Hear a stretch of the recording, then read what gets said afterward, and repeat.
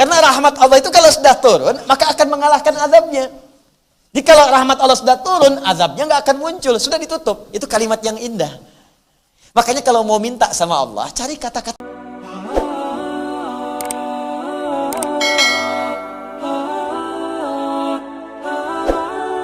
Nah, jadi yang pertama, ikhtisas ini ada 3 ya. Pertama, niatkan dengan utuh. Tujukan hanya untuk Allah saja, yakin. Yakin dulu. Jadi kalau keyakinan nggak ada, susah. Nah, yang kedua, cari kalimat-kalimat yang menyentuh, yang lembut. Ya, sama Nabi Isa kan begitu juga ketika umatnya salah kan. Ya Allah, jika engkau ingin menghukum mereka, in tu'adzibhum fa innahum ibaduk. Kalau engkau ingin hukum mereka karena salah, mereka hambamu ya Allah.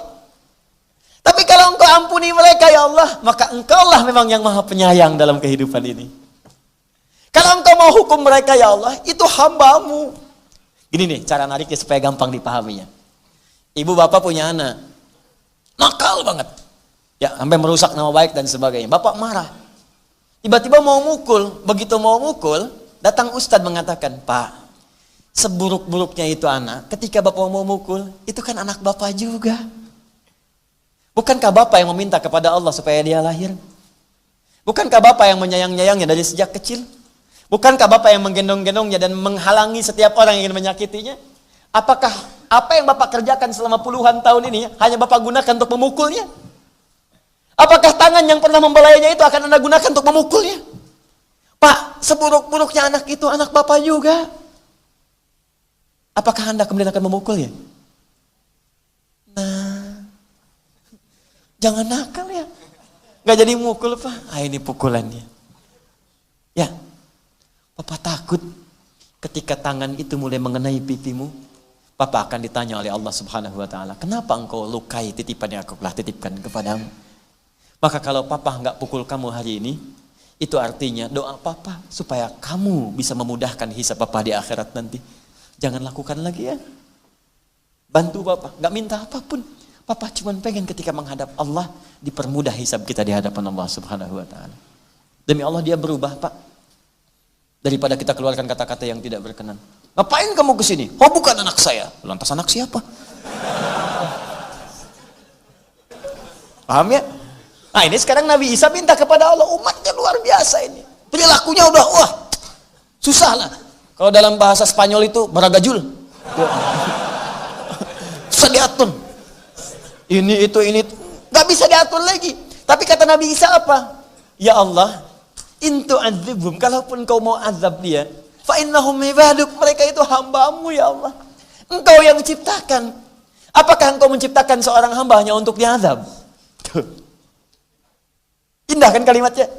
Tapi kalau engkau ampuni mereka ya Allah, karena memang engkau punya sifat penyayang, maka hamba mohon, kalau kalimat bebas itu begini, ya Allah, hamba mohon ya Allah, anugerahkan sifat sayangmu kepada mereka sebelum engkau keluarkan azabmu untuk mereka. Kalau sayang sudah turun, azab gak mungkin keluar. Paham? Karena rahmat Allah itu kalau sudah turun, maka akan mengalahkan azabnya. Jadi kalau rahmat Allah sudah turun, azabnya gak akan muncul, sudah ditutup. Itu kalimat yang indah. Makanya kalau mau minta sama Allah, cari kata-kata yang menyentuh, 2. Yang ketiga, niatkan tadi untuk ibadah. Jelas ya? Kalau anda niatkan semua pekerjaan untuk ibadah, doa untuk ibadah, minta saat sakit, minta sembuhnya untuk ibadah. Minta sembuh untuk ibadah. Ya Allah, hamba mohon. Orang mengatakan hamba gak akan pernah sembuh. Orang mengatakan ginjal hamba tinggal sebelah. Orang mengatakan penyakit hamba mustahil sembuh. Ya Allah, saya ingin tunjukkan kepada mereka bahwa ada engkau yang tidak punya batas dalam menyembuhkan hambamu. Ya Allah, berikan hamba kesempatan untuk membuktikan kuasamu ya Allah, bahwa dengan sembuhnya hamba akan tunjukkan kepada mereka bagaimana nikmatnya ibadah di masjid. Bagaimana nikmatnya menghafal Al-Quran ya Allah. Dan hamba ingin wafat dalam keadaan beribadah kepadamu untuk menunjukkan kepada mereka betapa kuasanya engkau kepada setiap hal yang engkau kehendaki. Minta. Ya, kalau cuma ya Allah sembuhkan saya. Jangankan anda, beo pun kalau dilatih bisa. Bisa. Coba. Ya, ada jemaah haji itu udah divonis secara medis. Ini susah Pak, tinggal ngitung waktu aja. Ngitung waktu. Enak banget. Waduh, kayak penjaga kematian aja gitu kan. Ngitung waktu. Ya, Teman-teman dokternya mengatakan, udah Pak, tapi saya mau haji. Bapak kondisi begini. Ikhtiar. Ya udah, sekalian gak usah persiapan apa-apa. Ini ihram saya, kain kafan saya. Ini kisah nyata teman-teman. Ini kain kafan saya katanya, saya bawa. Jika Allah berkehendak saya wafat, wafat saya di sana. Jika tidak, saya akan kembali. Kata dokternya, ya Pak, ini sih secara medis paling lama ya sepekan 2 pekan. Berangkat ke sana. Alhamdulillah. Haji Indonesia kan tamattu dulu. Jemaah kita kan, tamattu itu umrah dulu baru haji. Jadi ada 3 jenis. Ya, ada ifrad, haji saja tanpa umrah. Ada qiran, ya haji dulu baru umrah.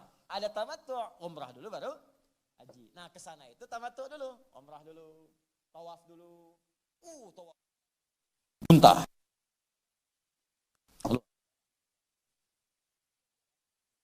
Di Arafah. Istirahat, capek, boleh lelah. Masuk kemudian ke puncak haji, wukuf. Baru dimulai wukuf, udah lebih dari sepekan di Mekah. Belum meninggal juga katanya. Wukuf lagi, biasa. Muzdalifah, kuat lagi, muntah lagi, keluar darah lagi. Sampai kemudian di Mina pun, di Muna saat mabit, kan ada 2 kan, nafar awal, 2 hari 2 malam di situ tinggal, dengan nafar tsani, yang kedua, gelombang kedua, nafar akhir. Di 3 malam di situ, 3 hari di situ. Dia pengen ambil yang sempurna, saya pengen 3 hari. Kalaupun saya wafat, sempurna saya kerjakan sampai yang terakhir. Bismillah. Jadi begitu dikerjakan, tuntas selesai haji 40 hari, belum meninggal juga. Dokter bilang saya meninggal, tapi perasaan saya lebih enak. Pulanglah kemudian ke Indonesia dalam keadaan selamat, sentosa, sejahtera. Sampai di rumah, dicek di medis, sembuh penyakitnya Pak. Sembuh. Pekan depannya, dokter yang vonis tadi, dia yang meninggal. Di kisah nyata. Orang tadi udah jogging ke alun-alun, udah putar-putar. Dokter yang vonis, kayaknya tinggal ngitung hari Pak, dia yang meninggal. Saya bayangin malaikat Israel kayaknya senyum-senyum aja, ente duluan. Gitu. Makanya saya sering katakan, kematian itu bukan ukuran kita. Tugas kita itu cuma ibadah. Sampai waktu itu tiba. Makanya kalau pengen semangat ibadah, bayangkan setiap hidup, mungkin hari ini saya wafat, mungkin hari ini saya wafat. Makanya tambah semangat ibadahnya. Itu. Dan maksiat akan ditinggalkan. Sebab ketika terfikir berbuat maksiat, membayangkan wafat gak akan jadi. Mau minum, minuman haram, bagaimana kalau saat minum ini wafat? Mau tanda tangan proyek yang tidak jelas, bagaimana kalau saat tanda tangan itu wafat? Mau gibah, bagaimana saat gibah itu wafat? Nah itu maksiat akan tinggal, selesai. Dan kembali kepada Allah. Nah inilah yang disebut dengan ikhtisas. Jadi rumusnya iyyaka di sini bukan sekedar dibaca, bukan sekedar kalimat hanya kepadamu, bukan. Tapi turunkan 3 rumus tadi. Yakinkan pada diri kita. Tadi kalau dalam kalimat Quran itu inna, tancapkan di hati kita hanya Allah yang akan mengabulkan doa kita. Itu poin yang paling utama. Kalau keyakinan sudah sempurna di situ, cari kalimat-kalimat yang indah. Seperti tadi Nabi Zakaria, seperti Nabi Ayub, seperti juga Nabi Isa alaihissalam, seperti puncaknya Nabi Muhammad sallallahu alaihi wasallam. Azizun alaihi ma anittum, harisun alaikum bil mu'minina raufur rahim. Nabi Muhammad sallallahu alaihi wasallam. Yang terakhir, yang ketiga, ini yang paling penting, niatkan permohonan itu untuk mendukung ibadah kita kepada Allah Subhanahu wa taala. Paham?